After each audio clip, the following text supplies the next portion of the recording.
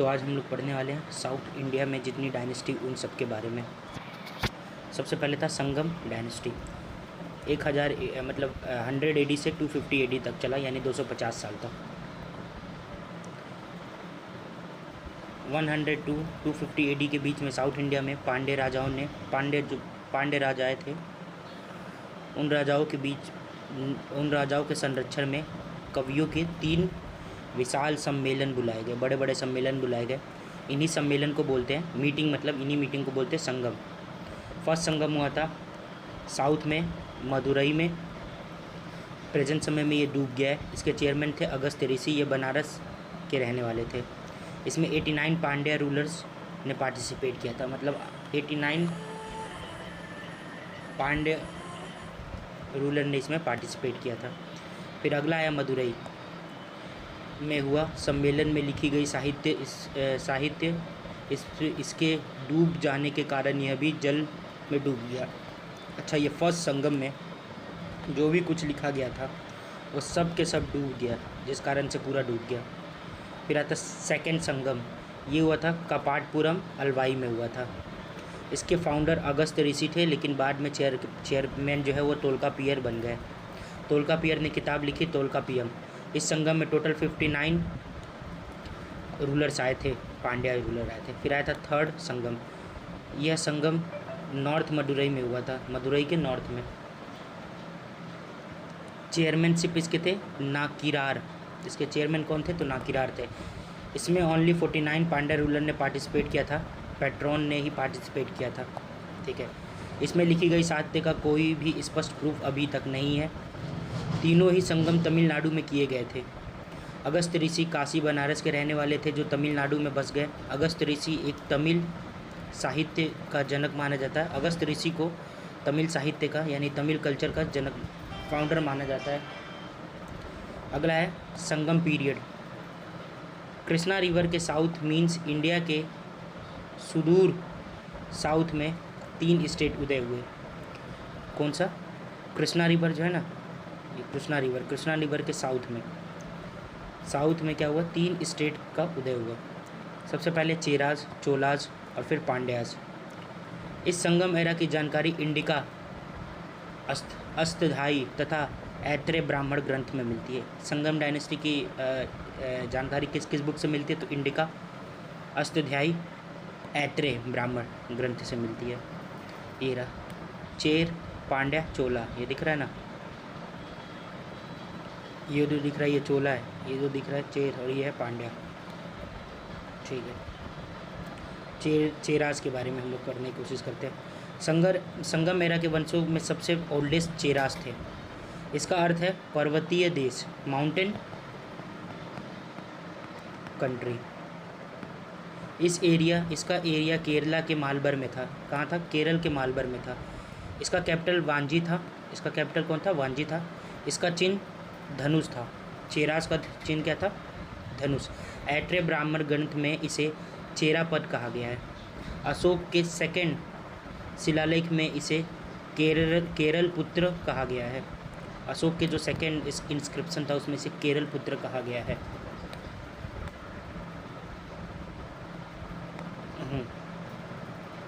अब देखो first king कौन थे? तो उडाइन गैरोल थे। उडाइन गैरोल ये महाभारत युद्ध के सैनिकों को भोजन करवाया। अच्छा, महाभारत में जो युद्ध में लड़े गए थे उनको सैनिकों को भोजन कराया गया था। नेक्स्ट रूलर जो इसके बने थे वो बने थे सेंगुटन, जिनको रेड चेहरा भी कहा जाता है। सेंगुटन स्टार्टेड कनगी वाइफ की वर्शिप। किसने स्टार्ट किया था? सेंगुटन ने स्टार्ट किया था कि पत्नी की पूजा करो। और इसमें इनके श्रीलंका तथा पड़ोस के किंग को भी आमंत्रित किया। अच्छा, इस पूजा में इन्होंने श्रीलंका और पड़ोस के जो किंग थे उनको भी क्या किया? उनको भी इन्होंने शामिल किया। ठीक है, अब आगे हम लोग चलते हैं। Next king of this ruler बने आदि गमन एंड स्टार्टेड, गन्ने की खेती इन्होंने करवाया था। ठीक है, उसके बाद last ruler of this dynasty was कुडकैल जरेल। दूसरी सदी के अंत में 190 AD में चोर वंश खत्म हो गया। फिर आए पांड्याज का अर्थ होता है एंशियंट डेज। इसका कैपिटल था मदुरई। ये लोग मातृसत्तात्मक यानी माता को मानने वाले थे। इस टाइम मोती यानी पॉल बिजनेस ज़्यादा फेमस था। पांड्य राजाओं का अगस्त्य किंग से गुड, अच्छा, जो पांड्य राजाएँ थे उनका अगस्त्य किंग से अच्छा खासा रिलेशन था, मतलब अच्छा खासा दोस्ती वगैरह थी। ठीक है, ये लोग मोती पॉल्स का व्यापार करते थे। अगला, पांड्य की जानकारी मेगस्थनीज की बुक इंडिका से मिलती है। जो पांड्य रूलर की जानकारी जो है मेगस्थनी की बुक इंडिका से मिलती है, जिसमें लिखा है कि their kingdom was famous for polls. ये स्पेलिंग गलत लिखा हो साथ से, नहीं सही है। इनकी चिन्ह क्या है? फिश था। इसके टाइम पांड्य राजाओं ने ही तीनों संगम का आयोजन किया। First ruler of this dynasty was Nediyon. Nediyon ने समुद्र की पूजा की। इस डायनेस्टी के सबसे कैपेबल रूलर थे नेडुजोलियन। नेडुजोलियन जो थे 290 में तैल्य लंगानम के वॉर में Cheras, Cholas and 5 other state को हरा दिया। किसने? नेडुजोलियन ने 290 एडी में तैल्य लंगानमा के युद्ध में 5 स्टेट को हरा दिया। 5th सदी में आते आते ये एकदम विलुप्त हो गया, ख़त्म हो गया। राजधानी मदुरई थी। इसे त्यौहार का शहर कहा जाता है तथा मीनाक्षी मंदिर फेमस था उस समय का। फिर आता है चोलाज। इसका अर्थ होता है नया देश। इसका चिन्ह बाघ यानी टाइगर था, लॉयन। इसका साम्राज्य कावेरी रिवर के फर्टाइल सॉइल पर था। कहा जाता है कि कावेरी रिवर का मैदान इतना फर्टाइल था कि जितना एरिया में एलिफेंट सोता था उतने एरिया में इतना अनाज होता था कि 1 साल तक लोग पेट भर के खाना खा सकते थे। ऐसा कहा जाता है कि इस टाइम कॉटन क्लॉथ स्नेक की केचुली से भी पतला होता था। चोलास का साम्राज्य तमिलनाडु के ईस्ट में था। तमिलनाडु तो इधर की तरफ था, तमिलनाडु के ईस्ट में। ठीक है, देयर कैपिटल जो था वो था अराईउर। कॉटन क्लॉथ मतलब पूरे दुनिया में कॉटन के लिए फेमस था उराईउर। इस डायनेस्टी के प्रतापी जो शासक थे वो थे करिकाला। इसने श्रीलंका जीत लिया और 12,000 श्रीलंकन स्लेव्स को इंडिया लेकर आया और कावेरी रिवर पर 160 किलोमीटर लंबा डैम बनवाया। इसे ग्रैंड डैम कहते हैं। धीरे धीरे चोल वंश वक्त के साथ साथ कमज़ोर होता गया। अन्य राजाओं ने कैप्चर कर लिया और यह लोग सामंत के रूप में जीने लगे। यह लोग 450 ईयर लेटर 8वीं सदी में वापस इनका उदय हुआ। अब संगम कालीन में धार्मिक जीवन कैसा था? तो संगम काल में सबसे प्रमुख देवता मुरुगन थे, जिन्हें प्रेजेंट टाइम में सुब्रमण्यम कहा जाता है। दूसरे देवता थे कार्तिकेय जी। संगम एरा में सी पोर्ट वगैरह ज़्यादा फेमस है। संगम एरा में तीनों ही वंश के पास अपने अपने क्या थे? सी पोर्ट थे। चेरास के पास था बंदरचेर, चोलास के पास था पुहार उरई और पांड्यास के पास था सल्यूर एवं कोरकाय। संगम कालीन की साहित्य लिटरेचर के बारे में पढ़ लेते। संगम साहित्य तमिलनाडु में था। इन्हें तमिलम या द्रविड़ साहित्य भी कहते हैं। तमिलम या द्रविड़ साहित्य। तोलकापियम ये जो है ग्रामर से रिलेटेड था। कुरुल, मुपल या तिरुकुरल इसे तमिल साहित्य का बाइबल या एंजियोल कहते हैं। तमिल साहित्य का बाइबल या एंजियोल कहते हैं किसको? कुरल, मुपुल और तुरुकुरल। मुपुल का ही दूसरा नाम है Tirukkural. Jivaka Chintamani, Seevaka Sindamani related to Jain religious ये बुक है। Jivaka. Silappatikaram related to Jain religious. इसमें एंकलेट, पायल, नूपुर की कहानी दी हुई है। एक राजा थे कोवलम एंड उनकी वाइफ थी जिनका नाम था कनगी। यह राजा अपनी वाइफ को छोड़कर एक डांसर माधवी के चक्कर में फंस गया। बट लेटर बाद में माधवी ने कोवलम को भगा दिया। तब इन्हें पश्चाताप हुआ और वापस अपनी वाइफ के पास लौटे। कोवलन एक राजा था, धन दौलत सब खत्म हो गया था माधवी के पीछे। अब लोग गरीब का जीवन जीने लगे। यह लोग गरीब का। तब कनगी ने अपना पायल दिया कोवलन को, जिसे सोल करके कोवलन ने मदुरई व्यापार स्टार्ट किया और हंसी खुशी रहने लगा। बट मदुरई की एक रानी थी, उसकी एक पायल गायब हो गया। तब वो पता चला कि एक आदमी है कोवलन नाम का जिसने पायल मदुरई में बेचा है। तब मदुरई की रानी कोवलम के ऊपर पायल चुराने का आरोप में फंसा दी। कोवलन को। तब कोवलन की वाइफ कनगी ने कर्ज दे दिया, जिससे मदुरई शहर नष्ट हो गया। अब आता है मनी मेकलाई, जिसका रिलेशन बौद्ध रिलीजियस से है। इसमें कोवलम और मधावी से उत्पन्न संतान मनी मेकलम की चर्चा है, जिससे अंततः बुद्धिज्म रिलीजियस अपना लिया। फिर आता वटाका डायनेस्टी। वटाका डायनेस्टी सातवाहन डायनेस्टी के अंत के बाद क्षेत्र पर आ गया वटाका डायनेस्टी का आगमन हुआ। देवर कैपिटल इन्होंने बनाया बरार को। देर रिलीजियस व ब्राह्मण, ये ब्राह्मण धर्म को मानते थे। फाउंडर विंध्या शक्ति। इस वंश का सबसे कैपेबल रूलर था प्रवर सेन। इसने 4 अश्वमेघ यज्ञ करवाए। इस डायनेस्टी का रूलर रुद्रसेन का विवाह प्रभावती से हुआ। प्रभावती चंद्रगुप्त II तथा देवी की पुत्री थी। इसका विवाह के कारण दोनों में गुप्ता तथा वकाटा के बीच मैट्रिमोनियल संबंध स्थापित हो गया। समुद्रगुप्त के प्रयाग प्रशस्ति इंस्क्रिप्शन से वटाका की जानकारी नहीं मिलती है, बिकॉज इसमें केवल जीते हुए क्षेत्र की चर्चा है। वटाका की पावर धीरे धीरे कमज़ोर होती गई और उसके प्लेस पे चालुक्य डायनेस्टी का उदय हुआ। चालुक्य डायनेस्टी आया 550 से 757 AD में सतपुरा पर्वत के साउथ में। किसके? सतपुरा पर्वत के साउथ में चालुक्य वंश का उदय हुआ। इसके तीन ब्रांचेस थे, वटापी, कल्याणी, बेंगी। वटापी, कल्याणी यानी कल्याणी भी इसको बोलते हैं, बेंगी। वटापी या बदामी का चालुक्य। वटापी इसका प्रेजेंट नेम बदामी है। ये तीनों चालुक्य में सबसे वेस्ट पार्ट में स्थित है। इसी ने चालुक्य की नींव रखी। इस वंश के संस्थापक जयसिंह थे। Next ruler of this dynasty वो थे कीर्तिवर्मन पुलकेशिन द्वितीय। ये क्या है? व्हेन सांग arrived in the court of Pulakeshin. अच्छा, पुलकेशिन के कोर्ट में आए थे व्हेन सांग। 609 से 42 AD में। Was capable king. He defeated, Harshvardhan को हराया इन्होंने, कन्नौज रूलर, और महेंद्र वर्मन को भी हराया, जो पल्लव वंश के राजा थे। देन एलोरा इंस्क्रिप्शन में जानकारी मिलती है नर्मदा रिवर पे जो फाइटिंग हुआ था। एंड इसकी कैपिटल कांची को जीतकर कांची कोड का टाइटल एक्सेप्ट किया। अच्छा, मतलब ये बोल रहे कि हर्षवर्धन जो कन्नौज के रूलर थे उनको हराया, फिर महेंद्र वर्मन जो थे साउथ इंडिया में जो पल्लव वंश के राजा थे उनको भी हराया, और इसकी कैपिटल कांची को जीतकर कांची कोड के टाइटल एक्सेप्ट किया। अच्छा, ये रहा आपका वटापी चालुक्य। यहाँ के थे पुलकेशिन सेकेंड।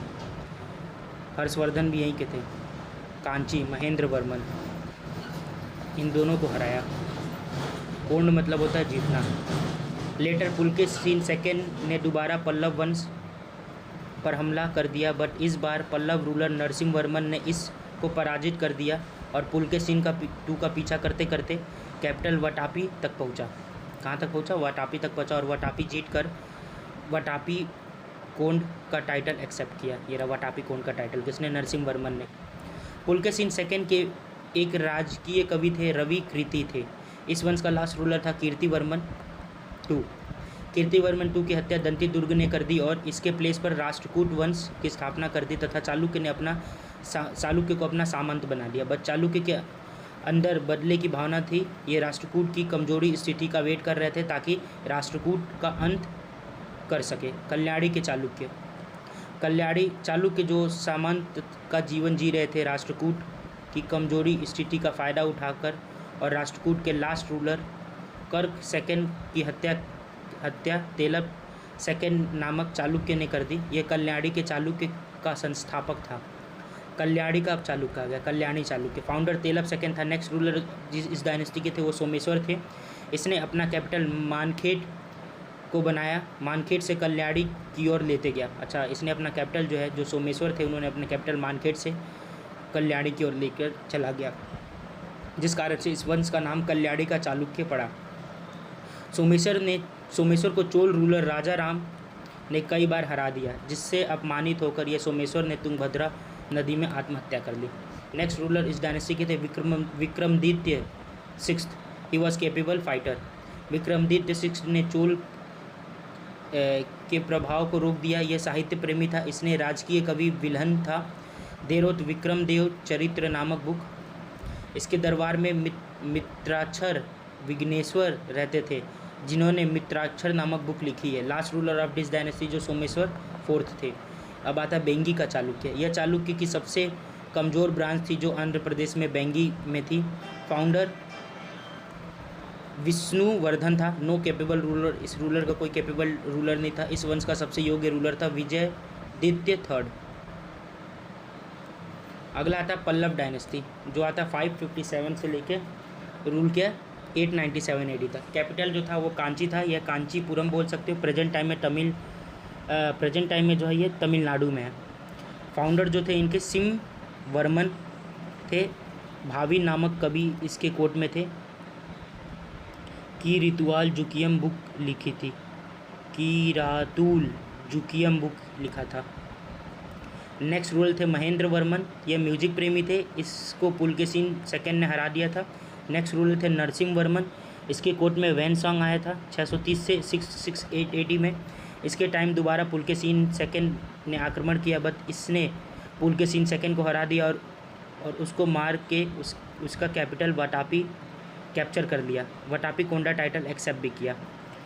इसने एक मंदिर बनवाया था जो महाबलीपुरम मंदिर का नाम रथ मंदिर है। Next ruler of this dynasty were Narasimha Varman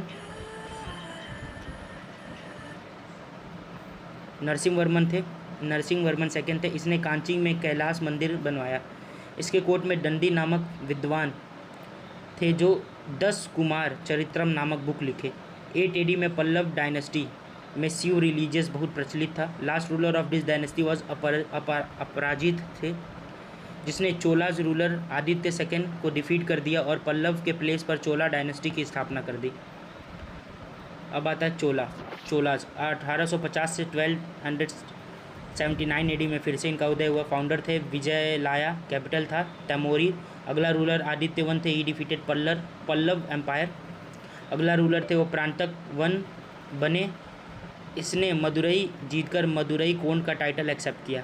प्रांतक one जो थे राष्ट्रकूट रूलर कर्ण थर्ड ने हरा दिया, जिसकी जानकारी उत्तर मेरू अभिलेख से मिलती है। Next ruler of this empire was Raja Raj बना, जिसने श्रीलंका पर अटैक कर श्रीलंका के नॉर्थ पार्ट को जीतकर चोला एम्पायर में मिला दिया और मामुंडी चोल का टाइटल एक्सेप्ट किया। नेक्स्ट चोला रूलर थे वो राजेंद्र वन बने, यह बहुत कैपेबल राजा थे। इनके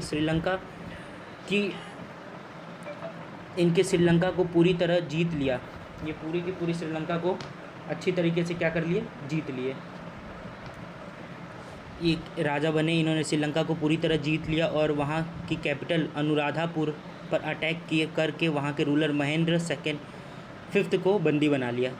राजेंद्र वन ने बे ऑफ बंगाल रूलर महिपाल को हरा दिया और गंगाई कोंड का टाइटल एक्सेप्ट किया और वहाँ गंगा जल लेकर आया और अपनी कैपिटल के बगल में एक सिटी बनवाया जिसका नाम था Gangai Konda Cholapuram and accepted the title of Gangai Konda Chola. मैंने क्या बोला, राजेंद्र वन जो थे वो बंगाल के रूलर महिपाल को हरा दिए और गंगई कोंड का टाइटल एक्सेप्ट किया और वहाँ से गंगा जल लेकर आए और अपनी कैपिटल जो था, अपने स्टेट का जो कैपिटल था उसके बगल में एक नया सिटी बनाया जिसका नाम रखे गंगाई कोंडा चोलपुरम और उसके बाद उन्होंने एक टाइटल एक्सेप्ट किया गंगाई कोंड चोला। इस शहर गंगाई चोलपुरम में इसने तालाब बनाया और इस तालाब में गंगा जल लेकर आया था, उसे मिला दिया और नाम रखा चोला गंगम। राजेंद्र वन ने सुमात्रा आइलैंड इंडोनेशिया पर अटैक किया और वहाँ के रूलर शैलेंद्र को हरा दिया। Last ruler of this dynasty व राजेंद्र थर्ड थे, जिनके बाद वंश स्वतः समाप्त हो गया। चोलास की नेवी बहुत पावरफुल थी। चोला एरा में कैलाशनाथ टेम्पल ऑफ कांचीपुर और का निर्माण हुआ जो द्रविड़ शैली से बनाया गया है। अगला है आपका राष्ट्रकूट वंश जो 7 एडी से 9वीं एडी तक चला। फाउंडर दंती दुर्ग थे। कैपिटल इसका था महाराष्ट्र। कैपिटल क्या बनाए थे, महाराष्ट्र।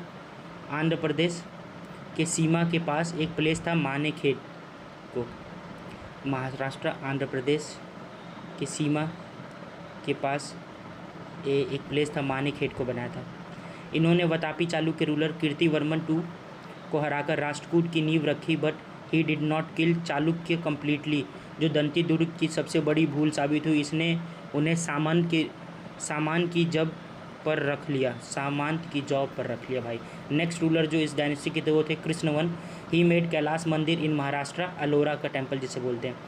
इस वंश का अगला रूलर था ध्रुव, जिसने कन्नौज पर अधिकार के लिए त्रिपतीय संघर्ष किया, भाग लिया। त्रिपतीय संघर्ष 100 साल तक चला। इसमें मैक्सिमम जीत राष्ट्रकूट की हुई, बट लास्ट रूलर में विजय प्रतिहारा की हुई। इसने मैक्सिमम पराजय पल्लव रूलर की हुई। जो त्रिपतीय रूल चल रहा था, भाग हुआ था, त्रिपतीय संघर्ष 100 साल तक चला। इसमें मैक्सिमम जीत जो है राष्ट्रकूट वालों की हुई, बट लास्ट में विजय जो है, सबसे लास्ट में जो जीता वो हो गया प्रतिहारा की जीत हुई, और सबसे ज़्यादा जो हारे वो पाल रूलर हारे हैं। जो नेक्स्ट रूलर थे वो अमोघ वर्ष, ये सबसे विद्वान रूलर थे। ही रोट कविराज मार्ग बुक। इसने जीवन सेन के प्रभाव में आकर जैन रिलीजियस को अपना लिया, जीन सेन के प्रभाव में आकर। अगले हैं इसके कोर्ट में कन्नड़ लैंग्वेज के तीर्थम कहे जाने वाले पन्ना पोन रन रहते थे। Next ruler of this dynasty was थे इंद्रा थर्ड। इसके कोर्ट में अल मसूरी नाम टूरिज़्म आया था। फर्स्ट बार मानसून का वर्णन इसने किया था। Next ruler of this dynasty was Krishna third थे। इसने तकोलम का युद्ध में चोल शासन परांतक वन को हरा दिया। Last ruler of this dynasty was कर्क सेकेंड थे। He was capable ruler. इसकी हत्या तेलब सेकेंड ने कर दी और स्टार्टेड चालुक्य वंश। देन उसके बाद आए थे and make their capital Kalyani. अब थोड़ा पाल डायनेस्टी के बारे में पढ़ लेते। 7 से 11 AD में था, ठीक है। यह लोग बौद्ध रिलीजियस के ब्रजयान शाखा को मानते थे। पाल डायनेस्टी बिहार बंगाल एरिया में था। कैपिटल मुंगेर था। फाउंडर गोपाल थे। इसे बिहार शरीफ ओडंतपुरी यूनिवर्सिटी की स्थापना की। He participated on the attack on Kannauj but defeated and that's why Pala dynasty का विकास रुक गया। नेक्स्ट रूलर थे Dharmapal. In Bhagalpur he open Vikramshila university Dharmapal ने भागलपुर में विक्रमशिला यूनिवर्सिटी एंड बांग्लादेश में सोनपुर महावीर की रचना की। नेक्स्ट रूलर थे Devpal. He made their capital Munger. इसके कोर्ट में अरब टूरिज़्म सुलेमान आया था। इन लोगों के टाइम लगातार कन्नौज पर वार के लिए अटैक करने के कारण विकास रुक गया था। अच्छा, ये लोग लगातार कन्नौज पर अटैक कर रहे थे जिस कारण से इनका डेवलपमेंट ही रुक गया था। नेक्स्ट रूलर तो थे वो महिपाल थे। In second founder of Pal dynasty भी कहते हैं। इसके टाइम वापस विकास स्टार्ट हो गया।